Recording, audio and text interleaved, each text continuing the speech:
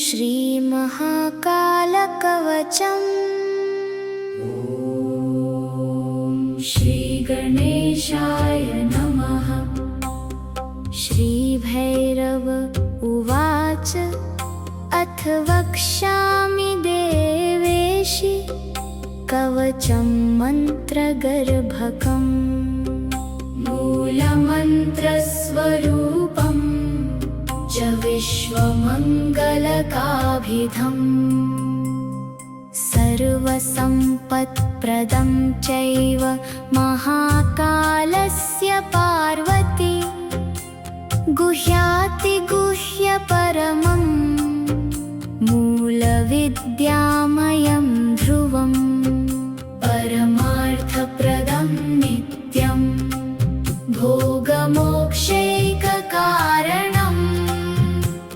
महाभयहरं देवी महेश्वर्यप्रदं शिवे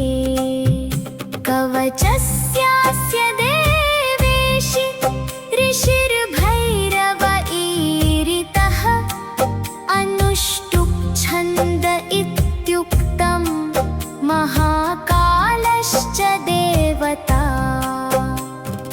कूर्चबीजं पराशक्तिस्तारं कीलकमीरितं धर्मार्थकाममोक्षार्थे विनियोगः प्रकीर्तितः श्यामवर्णं महाकायं महाकालं त्रिलोचनं नीलकण्ठं स्वतेजस्कं नेत्रत्रयविभूषितं खट्वाङ्गचर्मधरं देवं वरदाभयपाणिकं शूलहस्तं च खट्वाङ्गधारिणं मन्त्रनायकम् पिनाकहस्तं देवेशं तोमरं बिभ्रतं विभुं प्रातः पठेत् सहस्रं वैभैरवं तु सदा स्मरेत् एवं विधेन ध्यानेन मनसा चिन्तयेत् विभुम् ॐ ह्रं शिरः पातु मे कालः ललाटे ह्रीं सदा मम ह्रंकारकं प्रतीचा मे बीजद्वयस्वरूपिणी ह्रीं पातु लोचनद्वन्द्वं मुखं ह्रीं बीजरूपिणी ह्रींकारकं कण्ठदेशे ह्रीं पातु स्कन्धयोर्मम महाकालः सदा पातु भुजौ सव्येन सो मम ह्रीङ्कारं हृदयं पातु ह्रं मे व्यादुदरं सदा ह्रीनाभिं पातु सततं देवी ह्रीङ्काररूपिणी अव्यान्ने लिङ्गदेशं च ह्रीं रक्षेद् गुह्यदेशके कूर्चयुग्मं पातु पादौ स्वाहा पादतलं मम श्रीषोडशाक्षरः पातु सर्वाङ्गे मम सर्वदा अन्तर्वह्निश्च मां पातु देवदत्तश्च भैरवः नगलिङ्गामृतप्रीतः सर्वसन्धिषु रक्षतु महोग्रो मां सदा पातु ममेन्द्रियसमूहकं शिवो ममेन्द्रियार्थेषु रक्षयेत् दक्षिणेष्वपि महाकालः पश्चिमे व्याद्दक्षिणे देवदत्तकः भगलिङ्गामृतं प्रीतो भगलिङ्गस्वरूपकः उदीचामूर्ध्वगः पातु पूर्वे संहारभैरवः दिगम्बरः श्मशानस्थः पातु दिक्षु विदिक्षु च शतलक्षं प्रजप्तोऽपि तस्य मन्त्रं न सिद्ध्यति स शास्त्रज्ञानमाप्नोति सोचिरान् मृत्युमाप्नुयात् मन्त्रेण म्रियते योगी रक्षयेत् कवचं ततः त्रिसन्ध्यं पठनादस्य कवचस्य तु पार्वती सिद्धयोष्टौ करे तस्य महेश इव चापरः रूपेण स्मरतुल्येष्टो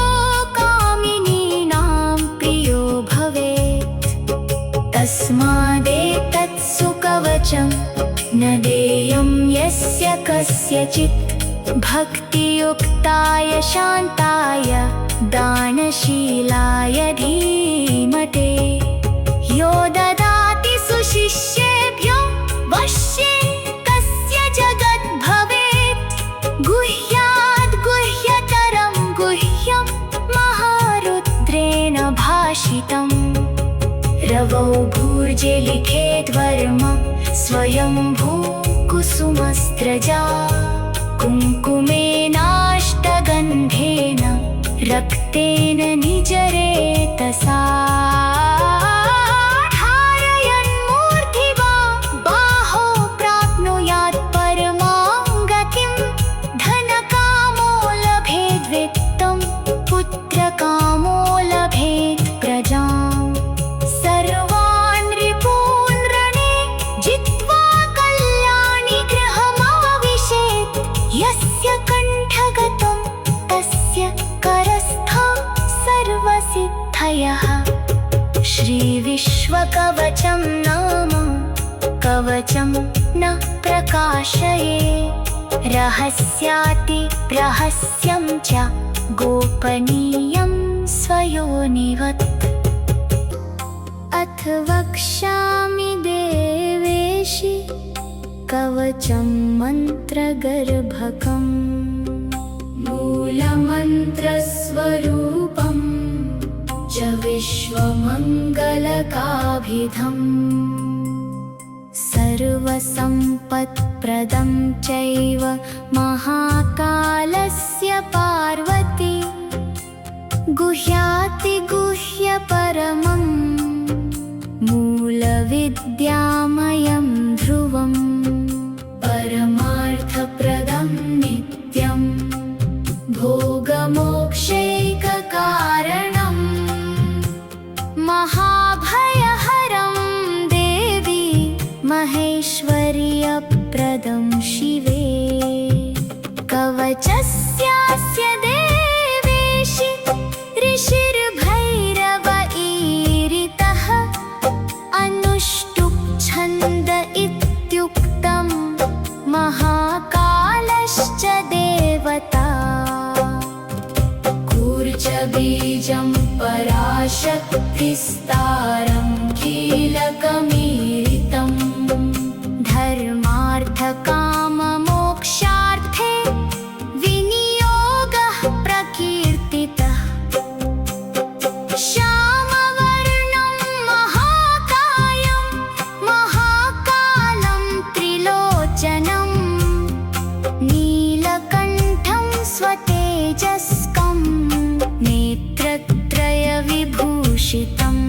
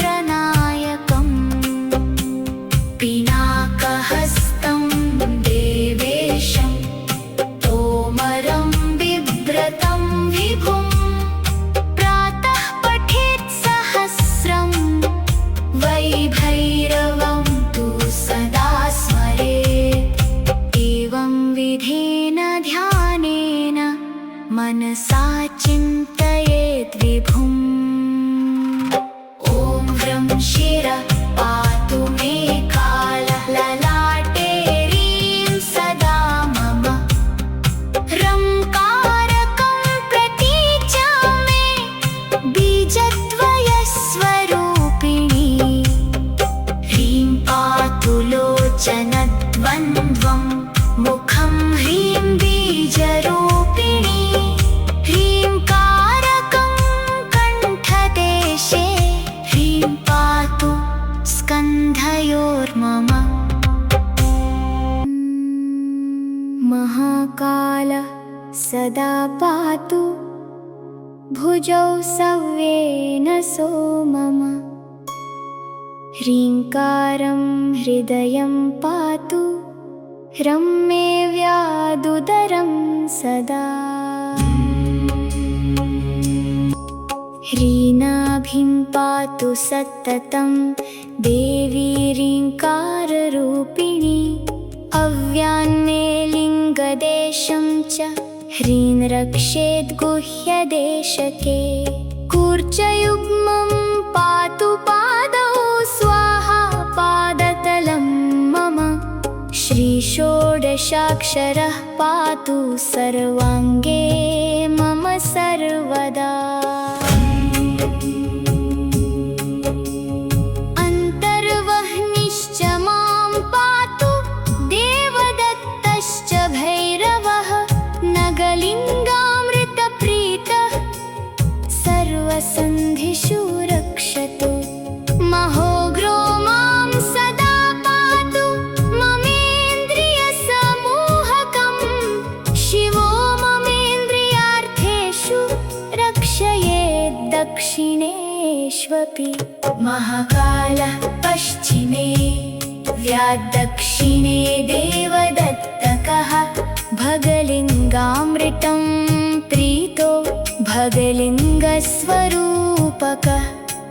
उदीचामूर्ध्वगः पातु पूर्वे संहारभैरवः दिगम्बरः श्मशानस्थः पातु दिक्षु विदिक्षु च शतलक्षं प्रजप्तोऽपि तस्य मन्त्रं न सिद्ध्यति स शास्त्रज्ञानमाप्नोति सोचिरान् मृत्युमाप्नुयात् मन्त्रेण म्रियते योगी रक्षयेत् कवचं ततः त्रिसन्ध्यं पठनादस्य कवचस्य तु पार्वती सिद्धयोष्टो करे तस्य महेश इव चापरः रूपेण स्मरतुल्येष्टो कामिनीनां प्रियो भवेत् तस्मादेतत्सु कवचं न देयं यस्य कस्यचित् भक्तियुक्ताय शान्ताय दानशीलाय धीमते यो ददाति सुशिष्येभ्यो वश्ये कस्य जगत् भवेत् गुह्याद् गुह्यतरं गुह्यं महारुद्रेण भाषितम् रवौ भूर्जे लिखेद्वर्म स्वयंभू कुसुमस्त्रजा कुङ्कुमेनाष्टगन्धेन रक्तेन निजरेतसा धारयन्मूर्ध्नि बाहो प्राप्नुयात् परमां गतिं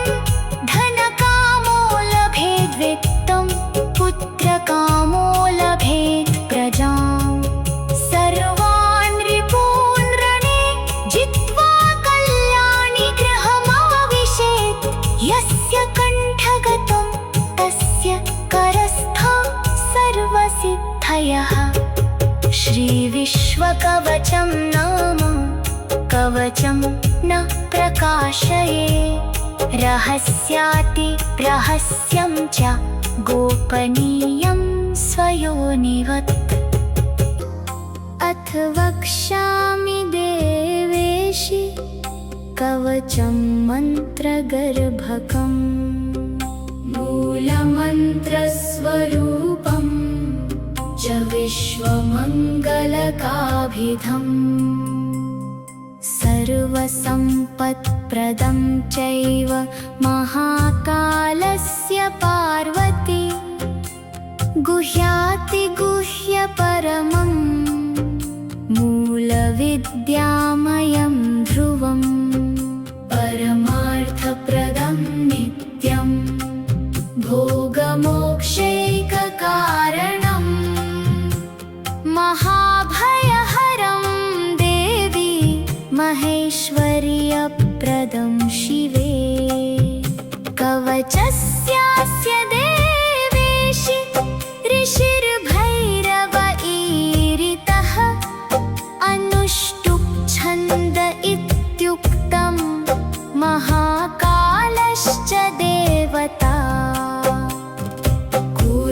बीजं पराशक्तिस्तारं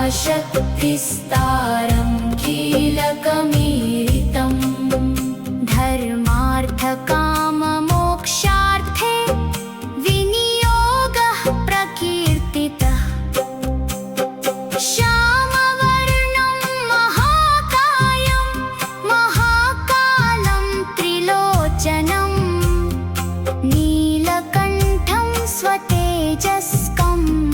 नेत्रत्रयविभूषितं खट्वाङ्गचर्मधरं देवं वरदाभयपाणिकं शूलहस्तं च खट्वाङ्गधारिणं मन्त्रनायकं पिनाकहस्तं देवेशं तोमरं बिभ्रतं विभुं प्रातः पठेत् सहस्रं वैभैरवं तु सदा स्मरेत् एवं विधेन ध्यानेन मनसा चिन्तयेत् विभुम् ॐ ह्रं शिरः पातु मे कालः ललाटे ह्रीं सदा मम ह्रंकारकं प्रतीचा मे बीजद्वयस्वरूपिणी ह्रीं पातु लोचनद्वन्द्वं मुखं ह्रीं बीजरूपिणी ह्रींकारकं कण्ठदेशे ह्रीं पातु स्कन्धयोर्मम महाकाल सदा पातु भुजौ सव्येन सो मम ह्रीङ्कारं हृदयं पातु ह्रं मे व्यादुदरं सदा ह्रीनाभिं पातु सततं देवी ह्रीङ्काररूपिणी अव्यान्मे लिङ्गदेशं च ह्रीं रक्षेत् गुह्यदेशके कूर्चयुग्मं पातु पादौ स्वाहा पादतलं मम श्रीषोडशाक्षरः पातु सर्वाङ्गे मम सर्वदा अन्तर्वह्निश्च मां पातु देवदत्तश्च भैरवः नगलिङ्गामृतप्रीतः सर्वसन्धिषु रक्षतु महोग्रो मां सदा पातु ममेन्द्रियसमूहकं शिवो ममेन्द्रियार्थेषु रक्षयेत् दक्षिणेष्वपि महाकालः पश्चिमे व्याद्दक्षिणे देवदत्तकः भगलिङ्गामृतं प्रीतो भगलिङ्गस्वरूपकः उदीचामूर्ध्वगः पातु पूर्वे संहारभैरवः दिगम्बरः श्मशानस्थः पातु दिक्षु विदिक्षु च शतलक्षं प्रजप्तोऽपि तस्य मन्त्रं न सिद्ध्यति स शास्त्रज्ञानमाप्नोति सोचिरान् मृत्युमाप्नुयात्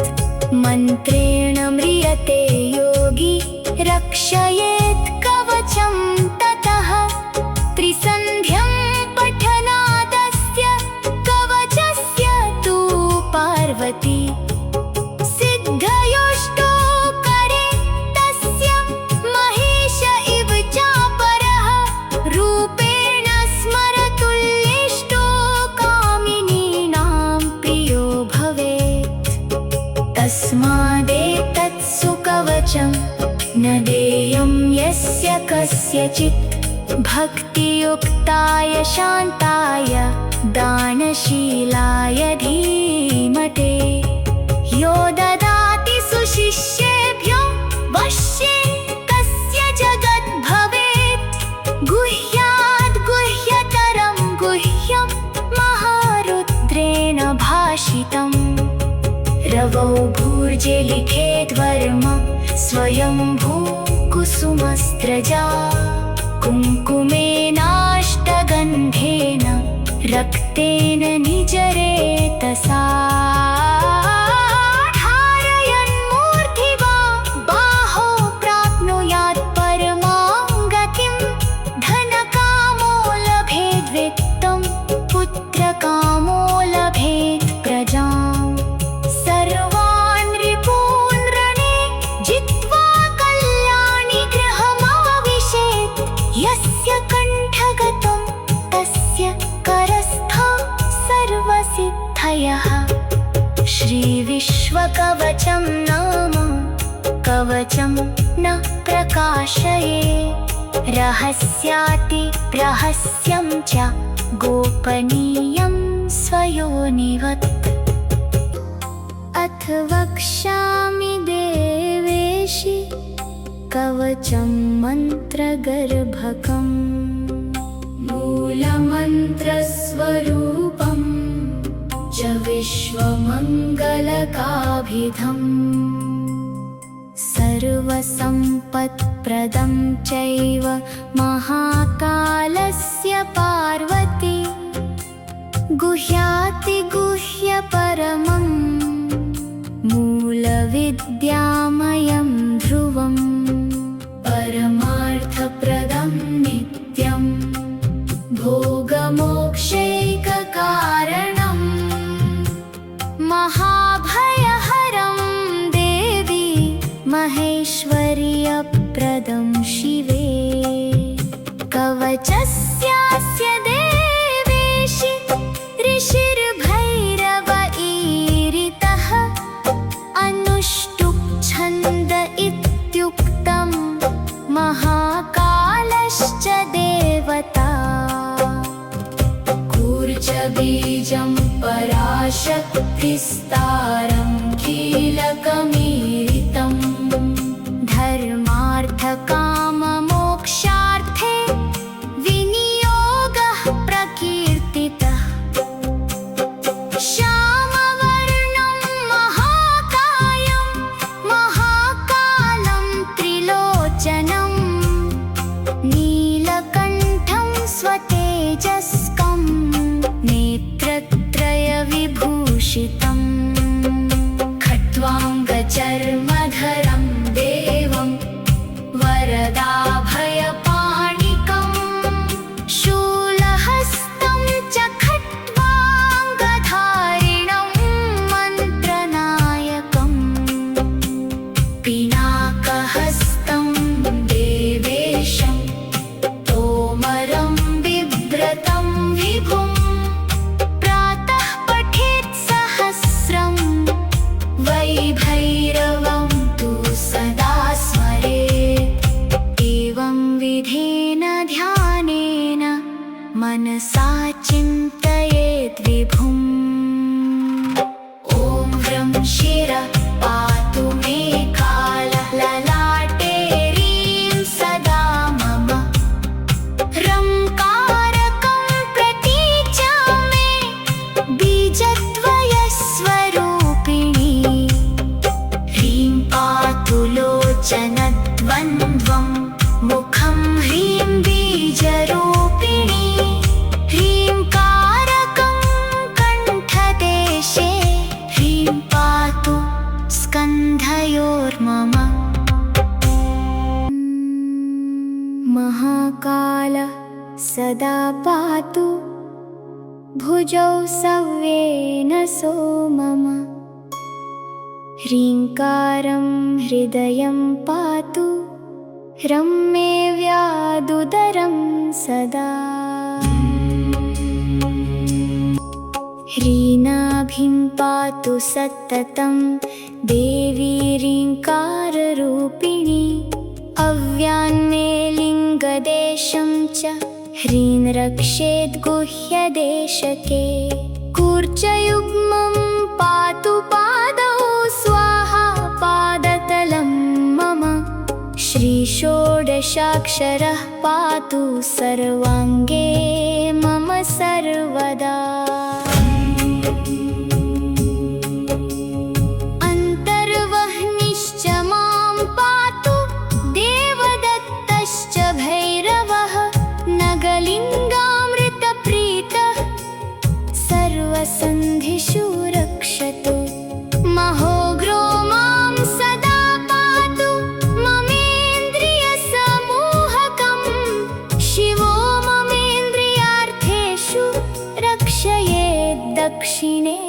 विश्वपि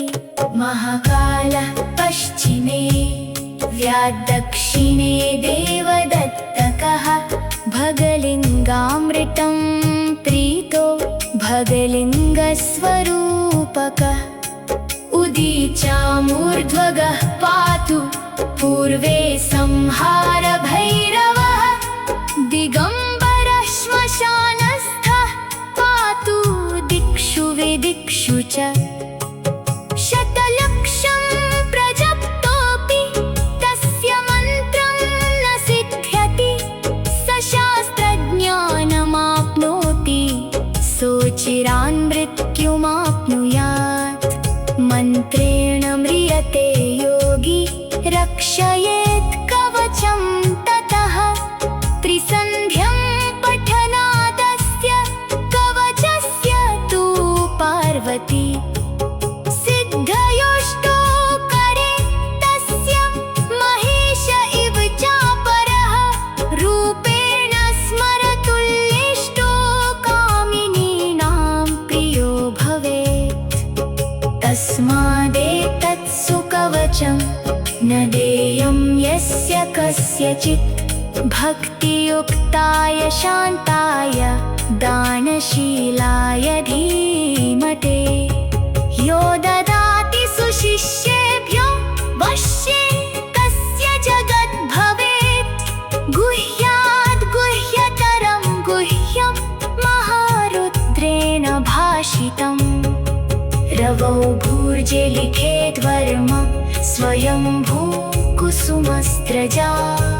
कुङ्कुमेनाष्टगन्धेन रक्तेन निजरेतसा धारयन्मूर्ध्नि बाहो प्राप्नुयात् परमां गतिं धनकामो लभेद्वित्तं पुत्रकामो लभेत् प्रजाम् सर्वान् रिपून् रणे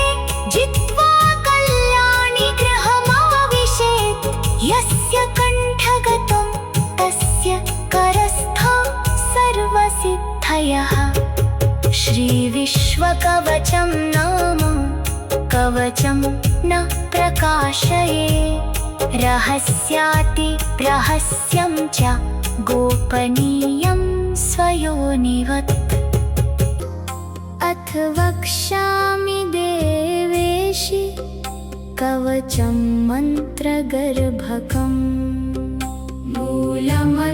मूलमन्त्रस्वरूपं च विश्वमङ्गलकाभिधम् सर्वसम्पत्प्रदं चैव महाकालस्य पार्वती गुह्यातिगुह्यपरमम् मूलविद्यामयं ध्रुवम् परमार्थप्रदं नित्यं भोगमोक्षैककारणम् महाभयहरं देवी महेश्वर्यप्रदं शिवे कवचस्यास्य देवेशि ऋषिर्भैरव ईरितः अनुष्टुप् छन्द इत्युक्तं महाकालश्च देवता कूर्जबीजं पराशक्तिस्तारं कीलकमीरितं धर्मार्थकाममोक्षार्थे विनियोगः प्रकीर्तितः श्यामवर्णं महाकायं महाकालं त्रिलोचनं नीलकण्ठं स्वतेजस्कं नेत्रत्रयविभूषितम्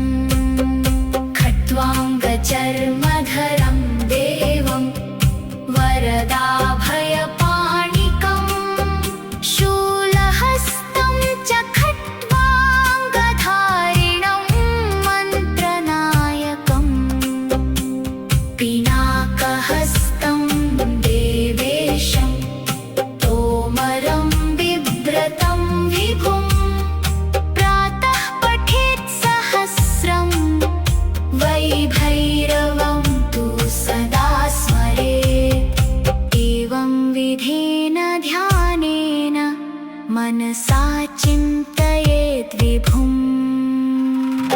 ॐ ह्रं शिरः पातु मे कालः ललाटे ह्रीं सदा मम। ह्रंकारकं प्रतीच्या मे बीजद्वयस्वरूपिणी। ह्रीं पातु लोचनद्वन्द्वं मुखं ह्रीं बीजरूपिणी। ह्रींकारकं कण्ठदेशे ह्रीं पातु स्कन्धयोर्मम। महाकालः सदा पातु भुजौ सव्येन सो मम। ह्रीङ्कारं हृदयं पातु ह्रं मे व्यादुदरं सदा। ह्रीनाभिं पातु सततं देवी ह्रीङ्काररूपिणी। अव्यान्मे लिङ्गदेशं च ह्रीं रक्षेद् गुह्यदेशके। कूर्चयुग्मं पातु पादौ स्वाहा पादतलं मम। श्रीषोडशाक्षरः पातु सर्वाङ्गे मम सर्वदा।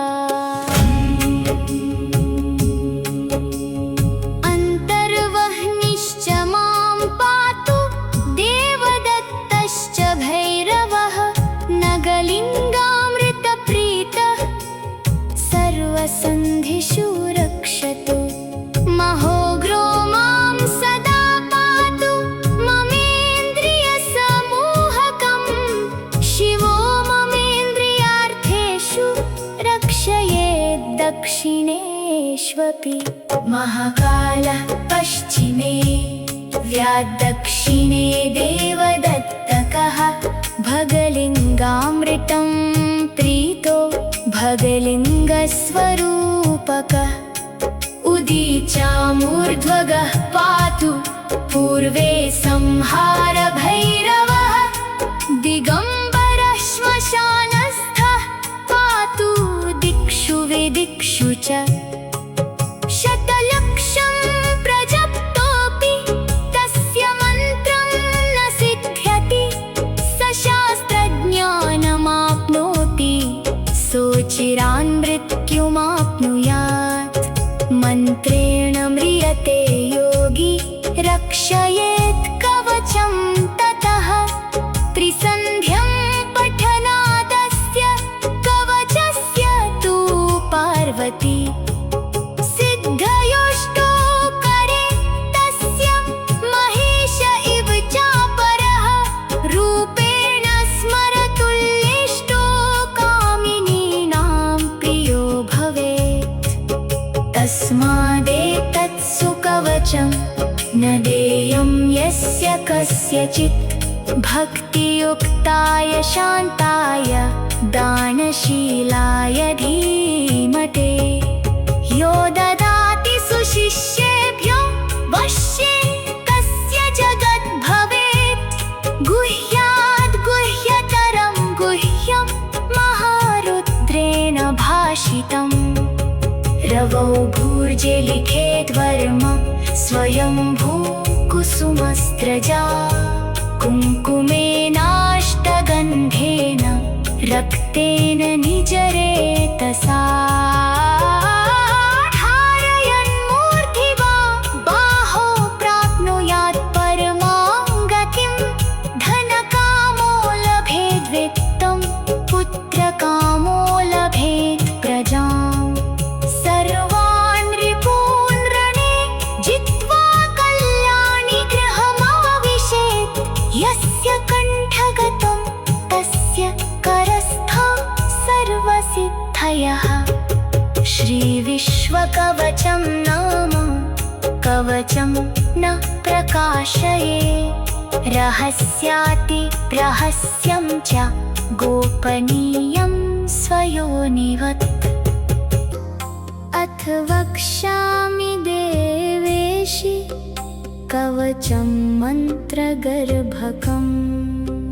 मूलमन्त्रस्वरूपम् विश्वमङ्गलकाभिधम् सर्वसम्पत्प्रदं चैव महाकालस्य पार्वती गुह्यातिगुह्यपरमं मूलविद्यामयं ध्रुवम् परमार्थप्रदं नित्यं भोगमोक्षैककारणं महाभयहरं देवी महेश्वर्यप्रदं शिवे कवचस्यास्य देवेशि ऋषिर्भैरव ईरितः अनुष्टुप् छन्द इत्युक्तं महाकालश्च देवता कूर्जबीजं पराशक्तिस्तारं कीलकमीरितं धर्मार्थकाममोक्षार्थे विनियोगः प्रकीर्तितः श्यामवर्णं महाकायं महाकालं त्रिलोचनं नीलकण्ठं स्वतेजस्कं नेत्रत्रयविभूषितं खट्वाङ्गचर्मधरं देवं वरदाभयपाणिकं शूलहस्तं च खट्वाङ्गधारिणं मन्त्रनायकम् पिनाकहस्तं देवेशं तोमरं बिभ्रतं विभुं प्रातः पठेत् सहस्रं वैभैरवं तु सदा स्मरेत् एवं विधेन ध्यानेन मनसा चिन्तयेत् विभुम् ॐ ह्रं शिरः पातु मे कालः ललाटे ह्रीं सदा मम ह्रंकारकं प्रतीचा मे बीजद्वयस्वरूपिणी ह्रीं पातु लोचनद्वन्द्वं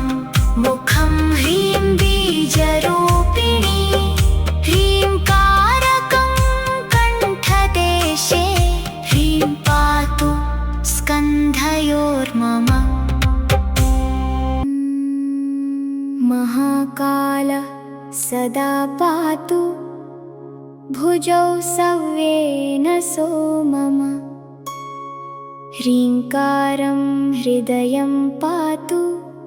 ह्रं मे व्यादुदरं सदा ह्रीनाभिं पातु सततं देवी ह्रीङ्काररूपिणी अव्यान्मे लिङ्गदेशं च ह्रीं रक्षेद् गुह्यदेशके कूर्चयुग्मं पातु पादौ स्वाहा पादतलं मम श्रीषोडशाक्षरः पातु सर्वाङ्गे मम सर्वदा अन्तर्वह्निश्च मां पातु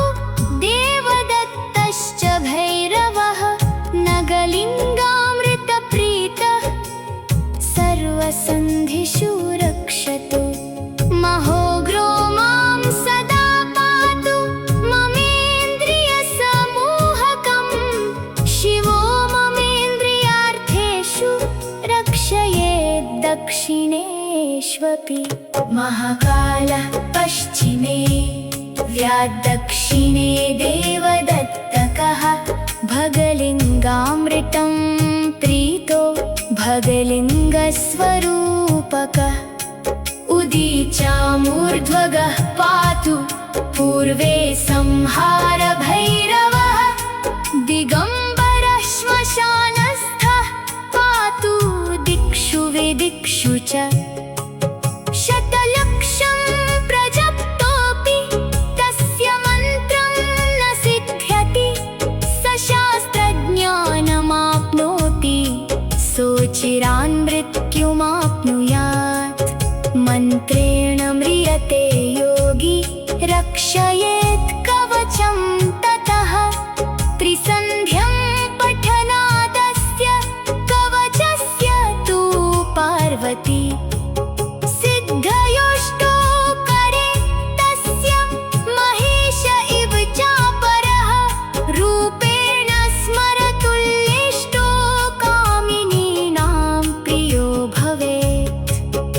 तस्मादेतत्सु कवचं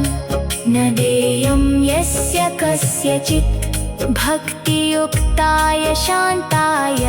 दानशीलाय धीमते यो ददाति सुशिष्येभ्यो वश्ये कस्य जगद्भवेत् गुह्याद् गुह्यतरं गुह्यं महारुद्रेण भाषितम् रवौ भूर्जे लिखेद्वर्म स्वयंभू कुसुमस्त्रजा कुङ्कुमेनाष्टगन्धेन रक्तेन निजरेतसा धारयन्मूर्ध्नि बाहो प्राप्नुयात् परमां गतिं धनकामो लभेद्वित्तं पुत्रकामो लभेत् प्रजाम् सर्वान् रिपून् रणे जित्वा कल्याणि गृहमाविशेत् यस्य कण्ठगतं तस्य करस्थं सर्वसिद्धयः श्रीविश्वकवचं नाम कवचं न प्रकाशये रहस्याति रहस्यं च गोपनीयं स्वयोनिवत् अथ वक्ष्यामि देवेशि कवचं मन्त्रगर्भकम् मूलमन्त्रस्वरूपं च विश्वमङ्गलकाभिधम् सर्वसम्पत्प्रदं चैव महाकालस्य पार्वती गुह्यातिगुह्यपरमम् मूलविद्यामयं ध्रुवम् परमार्थप्रदं नित्यं भोगमोक्षैककारणं महाभयहरं देवी महेश्वर्यप्रदं शिवे कवचस्यास्य देवेशि ऋषिर्भैरव ईरितः अनुष्टुप् छन्द इत्युक्तं महाकालश्च देवता कूर्चबीजं पराशक्तिस्तारं कीलकमीरितं धर्मार्थकाममोक्षार्थे विनियोगः प्रकीर्तितः श्यामवर्णं महाकायं महाकालं त्रिलोचनं नीलकण्ठं स्वतेजस्कं नेत्रत्रयविभूषितम् खट्वाङ्गचर्मधरं देवं वरदाभयपाणिकं शूलहस्तं च खट्वाङ्गधारिणं मन्त्रनायकम् पिनाकहस्तं देवेशं तोमरं बिभ्रतं विभुं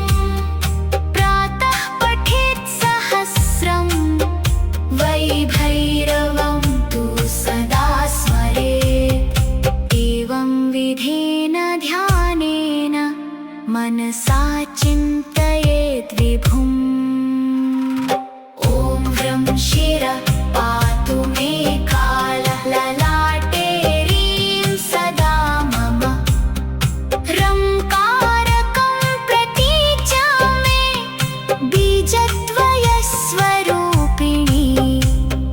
ह्रीं पातु लोचनद्वन्द्वं मुखं ह्रीं बीजरूपिणी ह्रींकारकं कण्ठदेशे ह्रीं पातु स्कन्धयोर्मम महाकालः सदा पातु भुजौ सव्येन सो मम ह्रीङ्कारं हृदयं पातु ह्रं मे व्यादुदरं सदा ह्रीनाभिं पातु सततं देवी ह्रीङ्काररूपिणी अव्यान्मे लिङ्गदेशं च ह्रीं रक्षेद् गुह्यदेशके कूर्चयुग्मं पातु पादौ स्वाहा पादतलं मम श्रीषोडशाक्षरः पातु सर्वाङ्गे मम सर्वदा अन्तर्वह्निश्च मां पातु देवदत्तश्च भैरवः नगलिङ्गामृतप्रीतः सर्वसन्धिषु रक्षतु महोग्रो मां सदा पातु ममेन्द्रियसमूहकं शिवो ममेन्द्रियार्थेषु रक्षयेत् दक्षिणेष्वपि महाकालः पश्चिमे व्याद्दक्षिणे देवदत्तकः भगलिङ्गामृतं प्रीतो भगलिङ्गस्वरूपकः उदीचामूर्ध्वगः पातु पूर्वे संहारभैरवः दिगम्बरः श्मशानस्थः पातु दिक्षु विदिक्षु च शतलक्षं प्रजप्तोऽपि तस्य मन्त्रं न सिद्ध्यति स शास्त्रज्ञानमाप्नोति सोचिरान् मृत्युमाप्नुयात् मन्त्रेण म्रियते योगी रक्षयेत् कवचं ततः त्रिसन्ध्यं पठनादस्य कवचस्य तु पार्वती सिद्धयोष्टौ करे तस्य महेश इव चापरः रूपेण स्मरतुल्येष्टो कामिनीनां प्रियो भवेत् तस्मादेतत्सु कवचं न देयं यस्य कस्यचित् भक्तियुक्ताय शान्ताय दानशीलाय धीमते यो ददाति सुशिष्येभ्यो वश्ये कस्य जगत् भवेत् गुह्याद् गुह्यतरं गुह्यं महारुद्रेण भाषितम् रवौ भूर्जे लिखेद्वर्म स्वयंभू कुसुमस्त्रजा कुङ्कुमेनाष्टगन्धेन रक्तेन निजरेतसा धारयन्मूर्ध्नि बाहो प्राप्नुयात् परमां गतिं धनकामो लभेद्वित्तं पुत्रकामो लभेत् प्रजाम् सर्वान् रिपून् रणे जित्वा कल्याणि गृहमाविशेत् यस्य कण्ठगतं तस्य करस्थो सर्वसिद्धयः श्रीविश्वकवचं नाम कवचं न प्रकाशये रहस्याति रहस्यं च गोपनीयं स्वयोनिवत् अथ वक्ष्यामि देवेशि कवचं मन्त्रगर्भकम् मूलमन्त्रस्वरूपं च विश्वमङ्गलकाभिधम् सर्वसम्पत्प्रदं चैव महाकालस्य पार्वती गुह्यातिगुह्यपरमम् मूलविद्यामयं ध्रुवम् परमार्थप्रदं नित्यं भोगमोक्षैककारणम् महाभयहरं देवी महेश्वर्यप्रदं शिवे कवचस्यास्य देवेशि ऋषिर्भैरव ईरितः अनुष्टुप् छन्द इत्युक्तं महाकालश्च देवता कूर्चबीजं पराश शक्तिस्तारं कीलकमीरितं धर्मार्थकाममोक्षार्थे विनियोगः प्रकीर्तितः श्यामवर्णं महाकायं महाकालं त्रिलोचनं नीलकण्ठं स्वतेजस्कं नेत्रत्रयविभूषितं खट्वाङ्गचर्मधरं देवं वरदाभयपाणिकं शूलहस्तं च खट्वाङ्गधारिणं मन्त्रनायकं पिनाकहस्तं देवेशं तोमरं बिभ्रतं विभुं प्रातः पठेत् सहस्रं वैभैरवं तु सदा स्मरेत् एवं विधेन ध्यानेन मनसा चिन्तयेत् विभुम् ॐ ह्रं शिरः पातु मे कालः ललाटे ह्रीं सदा मम ह्रंकारकं प्रतीचा मे बीजद्वयस्वरूपिणी ह्रीं पातु लोचनद्वन्द्वं मुखं ह्रीं बीजरूपिणी ह्रींकारकं कण्ठदेशे ह्रीं पातु स्कन्धयोर्मम महाकालः सदा पातु भुजौ सव्येन सो मम ह्रीङ्कारं हृदयं पातु ह्रं मे व्यादुदरं सदा ह्रीनाभिं पातु सततं देवी ह्रीङ्काररूपिणी अव्यान्मे लिङ्गदेशं च ह्रीं रक्षेत् गुह्यदेशके कूर्चयुग्मं पातु पादौ स्वाहा पादतलं मम श्रीषोडशाक्षरः पातु सर्वाङ्गे मम सर्वदा अन्तर्वह्निश्च मां पातु देवदत्तश्च भैरवः नगलिङ्गामृतप्रीतः सर्वसन्धिषु रक्षतु महोग्रो मां सदा पातु ममेन्द्रियसमूहकं शिवो ममेन्द्रियार्थेषु रक्षयेत् दक्षिणेष्वपि महाकालः पश्चिमे व्याद्दक्षिणे देवदत्तकः भगलिङ्गामृतं प्रीतो भगलिङ्गस्वरूपकः उदीचामूर्ध्वगः पातु पूर्वे संहारभैरवः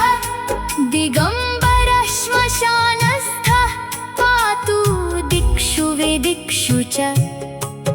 शतलक्षं प्रजप्तोऽपि तस्य मन्त्रं न सिद्ध्यति स शास्त्रज्ञानमाप्नोति सोचिरान् मृत्युमाप्नुयात् मन्त्रेण म्रियते योगी रक्षयेत् कवचं ततः त्रिसन्ध्यं पठनादस्य कवचस्य तु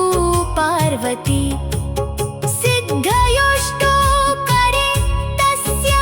महेश इव चापरः रूपेण स्मरतुल्येष्टो कामिनीनां प्रियो भवेत्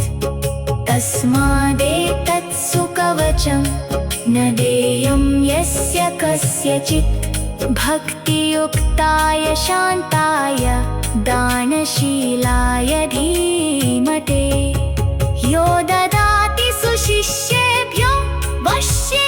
कस्य जगद्भवेत् गुह्याद् गुह्यतरं गुह्यं महारुद्रेण भाषितम् रवौ लिखेद्वर्म स्वयंभू कुसुमस्त्रजा कुङ्कुमेनाष्टगन्धेन रक्तेन निजरेतसा धारयन्मूर्ध्वा बाहो प्राप्नुयात् परमां गतिं धनकामो लभेद्वित्तं पुत्रकामो लभेत् प्रजाम् सर्वान् रिपून् रणे जित्वा कल्याणि गृहमाविशेत् यस्य कण्ठगतं तस्य करस्थो सर्वसिद्धयः श्रीविश्वकवचं नाम कवचं न प्रकाशये रहस्याति रहस्यं च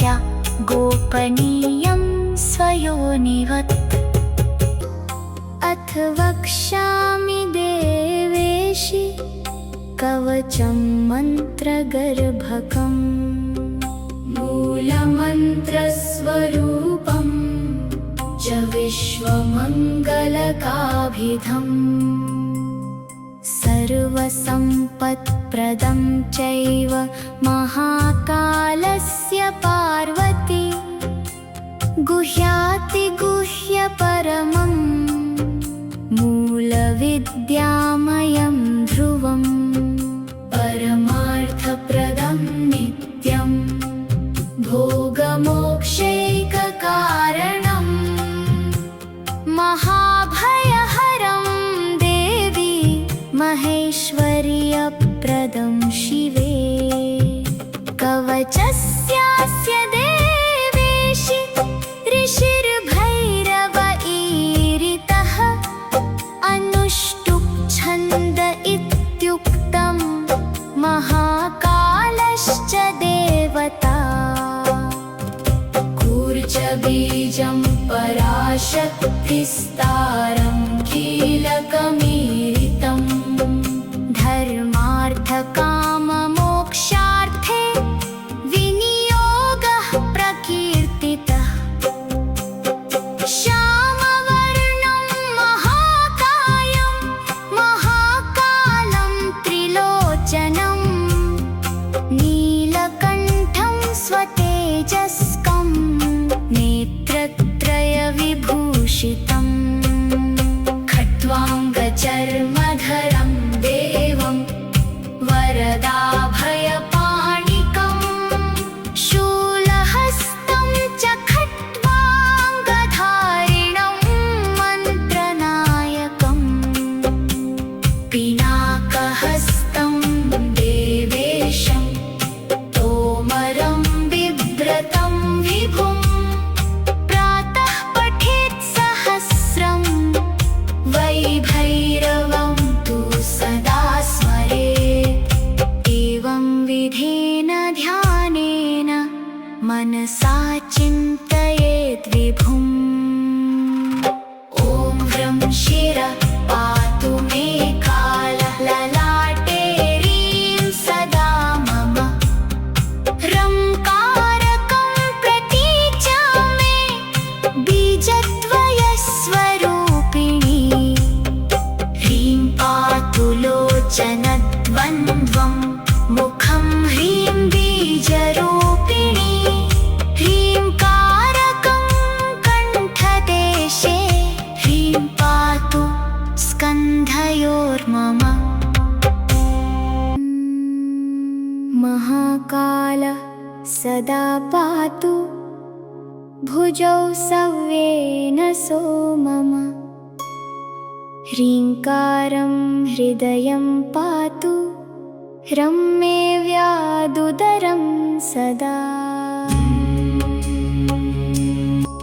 ह्रीनाभिं पातु सततं देवी ह्रीङ्काररूपिणी अव्यान्ने लिङ्गदेशं च ह्रीं रक्षेद् गुह्यदेशके कूर्चयुग्मं पातु पादौ स्वाहा पादतलं मम श्रीषोडशाक्षरः पातु सर्वाङ्गे मम सर्वदा अन्तर्वह्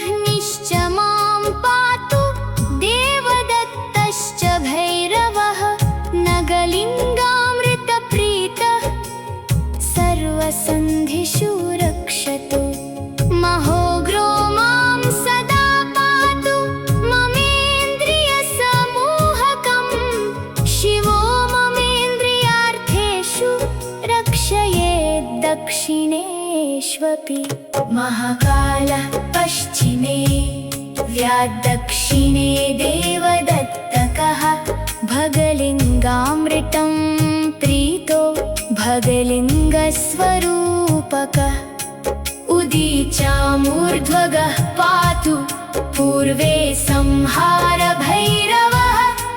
दिगम्बरः श्मशानस्थः पातु दिक्षु विदिक्षु च शतलक्षं प्रजप्तोऽपि तस्य मन्त्रं न सिद्ध्यति स शास्त्रज्ञानमाप्नोति सोचिरान् मृत्युमाप्नुयात् मन्त्रेण म्रियते योगी रक्षयेत् कवचं ततः त्रिसन्ध्यं पठनादस्य कवचस्य तु पार्वती सिद्धयोष्टौ करे तस्य महेश इव चापरः रूपेण स्मरतुल्येष्टो कामिनीनां प्रियो भवेत् तस्मादेतत्सु कवचं न देयं यस्य कस्यचित् भक्तियुक्ताय शान्ताय दानशीलाय धीमते यो ददाति सुशिष्येभ्यो वश्ये कस्य जगत् भवेत् गुह्याद् गुह्यतरं गुह्यं महारुद्रेण भाषितम् रवौ भूर्जे लिखेद्वर्म स्वयंभू कुसुमस्त्रजा कुङ्कुमेनाष्टगन्धेन रक्तेन निजरेतसा धारयन्मूर्ध्नि बाहो प्राप्नुयात् परमां गतिं धनकामो लभेद्वित्तं पुत्रकामो लभेत् प्रजाम् सर्वान् रिपून् रणे जित्वा कल्याणि गृहमाविशेत् यस्य कण्ठगतं तस्य करस्थो सर्वसिद्धयः श्रीविश्वकवचं नाम कवचं न प्रकाशये रहस्याति रहस्यं च गोपनीयं स्वयोनिवत् अथ वक्ष्यामि देवेशि कवचं मन्त्रगर्भकम् मूलमन्त्रस्वरूपं च विश्वमङ्गलकाभिधम् सर्वसम्पत्प्रदं चैव महाकालस्य पार्वती गुह्यातिगुह्यपरमम् मूलविद्यामयं ध्रुवं परमार्थप्रदं नित्यं भोगमोक्षैककारणं महाभयहरं देवी महेश्वर्यप्रदं शिवे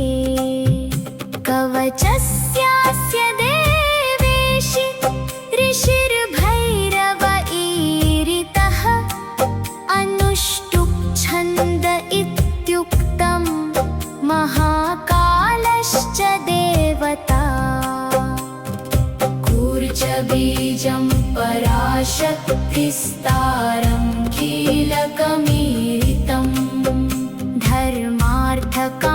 धर्मार्थकाममोक्षार्थे विनियोगः प्रकीर्तितः श्यामवर्णं महाकायं महाकालं त्रिलोचनं नीलकण्ठं स्वतेजस्कं नेत्रत्रयविभूषितं खट्वाङ्गचर्मधरं देवं वर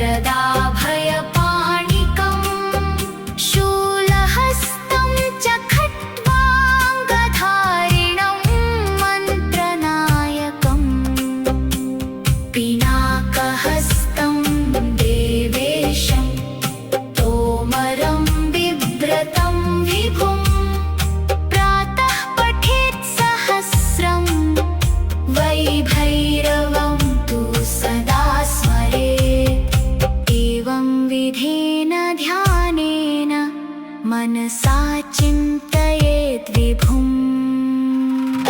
ॐ व्रं शिरः पातु मे कालः ललाटे ह्रीं सदा मम। ह्रंकारकं प्रतीच्या मे बीजद्वयस्वरूपिणी। ह्रीं पातु लोचनद्वन्द्वं मुखं ह्रीं बीजरूपिणी। ह्रींकारकं कण्ठदेशे ह्रीं पातु स्कन्धयोर्मम। महाकालः सदा पातु भुजौ सव्येन सो मम। ह्रीङ्कारं हृदयं पातु ह्रं मे व्यादुदरं सदा। ह्रीनाभिं पातु सततं देवी ह्रीङ्काररूपिणी। अव्यान्मे लिङ्गदेशं च ह्रीं रक्षेद् गुह्यदेशके। कूर्चयुग्मं पातु पादौ स्वाहा पादतलं मम। श्रीषोडशाक्षरः पातु सर्वाङ्गे मम सर्वदा। अन्तर्वह्निश्च मां पातु देवदत्तश्च भैरवः। नगलिङ्गामृतप्रीतः सर्वसन्धिषु रक्षतु। महोग्रो मां सदा पातु ममेन्द्रियसमूहकम्। शिवो ममेन्द्रियार्थेषु रक्षयेत् दक्षिणेष्वपि। महाकालः पश्चिमे व्याद्दक्षिणे देवदत्तकः। भगलिङ्गामृतं प्रीतो भगलिङ्गस्वरूपकः। उदीचामूर्ध्वगः पातु पूर्वे संहार भैरवः। दिगम्बरः श्मशानस्थः पातु दिक्षु विदिक्षु च। शतलक्षं प्रजप्तोऽपि तस्य मन्त्रं न सिद्ध्यति। स शास्त्रज्ञानमाप्नोति सोचिरान् मृत्युमाप्नुयात्।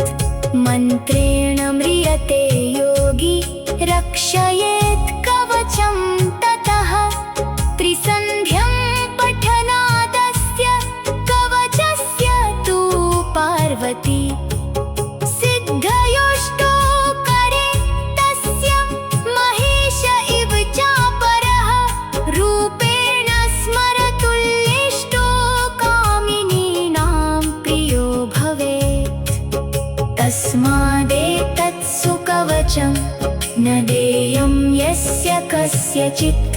भक्तियुक्ताय शान्ताय दानशीलाय धीमते। यो ददाति सुशिष्येभ्यो वश्ये कस्य जगद् भवेत्।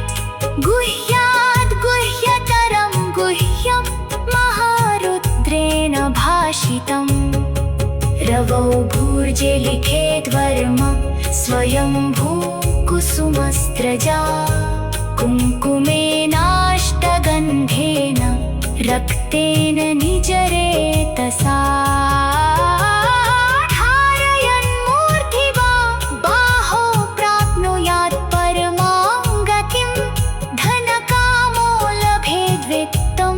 पुत्रकामो लभेत् प्रजाम्। सर्वान् रिपून् रणे जित्वा कल्याणि गृहमाविशेत्। यस्य कण्ठगतं तस्य करस्थं सर्वसिद्धयः। श्रीविश्वकवचं नाम कवचं न प्रकाशये। रहस्याति रहस्यं च गोपनीयं स्वयोनिवत्। श्रीभैरव उवाच अथ वक्ष्यामि देवेशि कवचं मन्त्रगर्भकम्। मूलमन्त्रस्वरूपं च विश्वमङ्गलकाभिधम् सर्वसम्पत्प्रदं चैव महाकालस्य पार्वती गुह्यातिगुह्यपरमं मूलविद्यामयं ध्रुवम् परमार्थप्रदं नित्यं भोगमोक्षैककारणं महाभयहरं देवी महेश्वर्यप्रदं शिवे कवचस्यास्य देवेशि ऋषिर्भैरव ईरितः अनुष्टुप् छन्द इत्युक्तं महाकालश्च देवता कूर्जबीजं पराशक्तिस्तारं कीलकमीरितं धर्मार्थकाममोक्षार्थे विनियोगः प्रकीर्तितः श्यामवर्णं महाकायं महाकालं त्रिलोचनं नीलकण्ठं स्वतेजस्कं नेत्रत्रयविभूषितं खट्वाङ्गचर्मधरं देवं वरदाभयपाणिकं शूलहस्तं च खट्वाङ्गधारिणं मन्त्रनायकम् पिनाकहस्तं देवेशं तोमरं बिभ्रतं विभुं प्रातः पठेत् सहस्रं वैभैरवं तु सदा स्मरेत् एवं विधेन ध्यानेन मनसा चिन्तयेत् विभुम् ॐ ह्रं शिरः पातु मे कालः ललाटे ह्रीं सदा मम ह्रंकारकं प्रतीचा मे बीजद्वयस्वरूपिणी ह्रीं पातु लोचनद्वन्द्वं मुखं ह्रीं बीजरूपिणी ह्रींकारकं कण्ठदेशे ह्रीं पातु स्कन्धयोर्मम महाकालः सदा पातु भुजौ सव्येन सो मम ह्रीङ्कारं हृदयं पातु ह्रं मे व्यादुदरं सदा ह्रीनाभिं पातु सततं देवी ह्रीङ्काररूपिणी अव्यान्मे लिङ्गदेशं च ह्रीं रक्षेद् गुह्यदेशके कूर्चयुग्मं पातु पादौ स्वाहा पादतलं मम श्रीषोडशाक्षरः पातु सर्वाङ्गे मम सर्वदा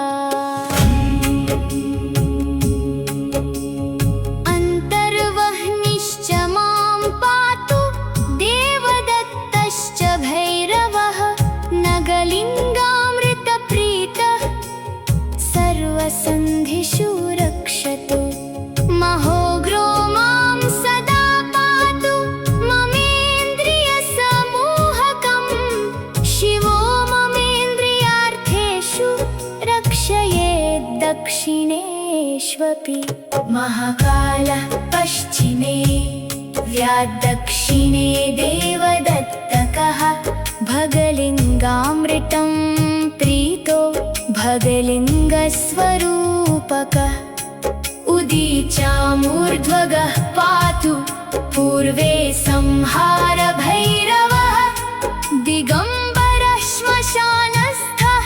पातु दिक्षु विदिक्षु च शतलक्षं प्रजप्तोऽपि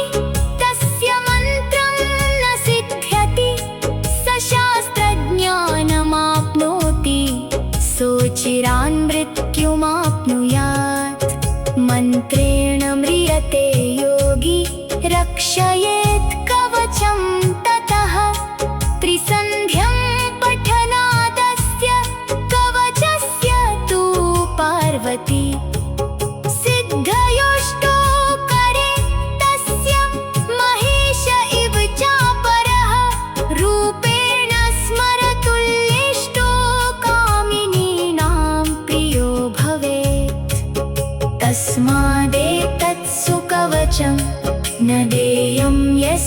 कस्यचित् भक्तियुक्ताय शान्ताय दानशीलाय धीमते यो ददाति सुशिष्येभ्यो वश्ये तस्य जगत् भवेत् गुह्याद् गुह्यतरं गुह्यं महारुद्रेण भाषितम् रवौ भूर्जे लिखेद्वर्म स्वयंभू कुसुमस्त्रजा कुङ्कुमेनाष्टगन्धेन रक्तेन निजरेतसा धारयन्मूर्ध्वा बाहो प्राप्नुयात् परमां गतिं धनकामो लभेद्वित्तं पुत्रकामो लभेत् प्रजाम् सर्वान् रिपून् रणे जित्वा कल्याणि गृहमाविशेत् यस्य कण्ठगतं तस्य करस्था सर्वसिद्धयः श्रीविश्वकवचं नाम कवचं न प्रकाशये रहस्याति रहस्यं च गोपनीयं स्वयोनिवत् इति श्रीरुद्रयामले